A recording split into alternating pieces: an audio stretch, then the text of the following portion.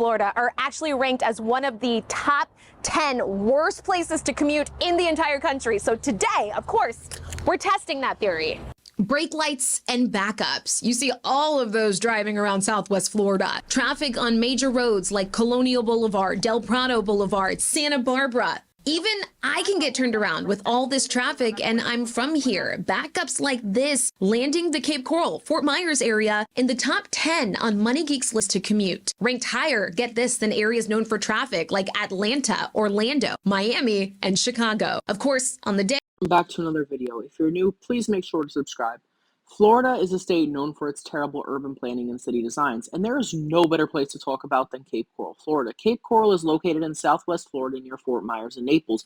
It is the largest city in Southwest Florida. Now, there are a ton of reasons why this city design is terrible, but let me pull it up on a map for you guys so you can see. Look at this bizarre design. I'll tell you why it's so bad.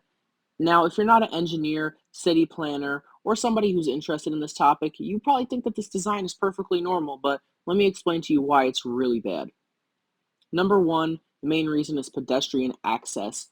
There is no way you can get anywhere in the city without a car. There is no grid format in any neighborhood, and each neighborhood is a no outlet. So getting to major thoroughfares is hard for pedestrians and people driving. None of the residential streets have sidewalks, and I looked everywhere on the map, and I did not find one. Now, having no sidewalks in residential streets is not too bad because there's little traffic and people drive at a lower speed. But it would be nice to have a sidewalk. Doesn't that seem like something that is just so basic? Plus, when you're walking down a street with no sidewalk, drivers look at you funny like, why are you walking here? You don't belong here. So that's definitely one of the issues you'll find. When you finally get to a major road, which are the only roads in the grid format, some have sidewalks, but are surrounded by hundreds of loud cars on uninviting roads, and a lot of the streets do not have sidewalks in the city. Number two are the canals.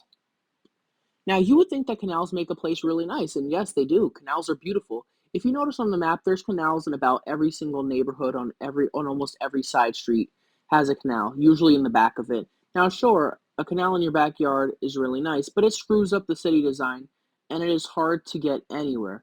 Just look, I mean, these canals are completely blocking the neighborhoods. But canals don't always mean a bad city design. Amsterdam in the Netherlands is considered to have the best city design of anywhere on Earth. And look at the canals. They're in a grid format, and there are plenty of bridges connecting the surrounding neighborhoods. Amsterdam is considered to be the most walkable city in the world, where almost everyone walks or bikes.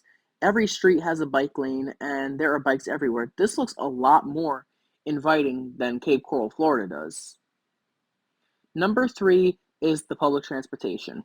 There is bus service in Cape Coral, but face it, for a city of almost 200,000 people, there are no trains, and the bus service is very, very limited in Cape Coral. Let me pull up a schedule. Buses usually come every hour or every hour and 30 minutes.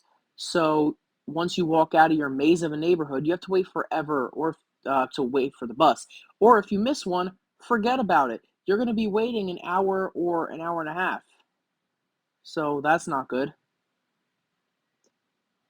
For perspective, Paterson, New Jersey, which has a similar population to Cape Coral, has very frequent bus service, and it is a very walkable city.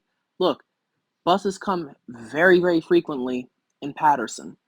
With all this being said, designing cities in unwalkable design limits children to independence, increases pollution, there are more car accidents, and more traffic.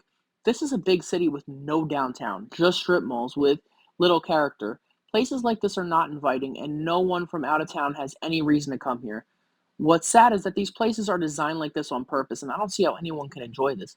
Places like this are boring, ugly, and I don't see why anyone would design a place like this.